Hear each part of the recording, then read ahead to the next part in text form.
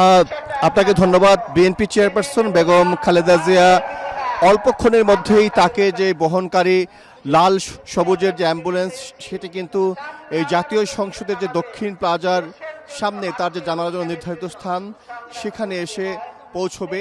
এবং ইতিমধ্যেই কিন্তু সকাল থেকে আমি দেখেছি যে লাখ লাখ মানুষ এই জাতীয় সংসদের দক্ষিণ প্লাজার সামনে এবং মানিক মিয়ার এভিনিউর যে রাস্তা, সেখানে কিন্তু তারা সমবেত হয়েছেন এবং প্রত্যেকের চোখে মুখেই কিন্তু একটি বিষণ্ণতার ছায়া, শোকের ছায়া।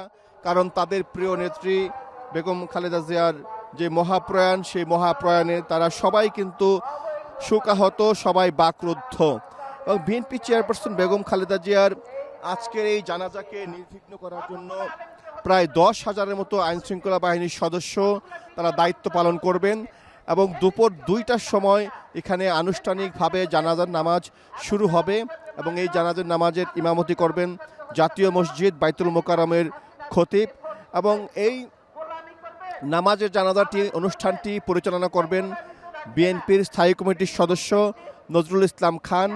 এবং এখানে থেকে যখন নামাজে জানাজা শেষ হবে, তাকে সরাসরি নিয়ে যাওয়া হবে জিয়া উদ্যানে।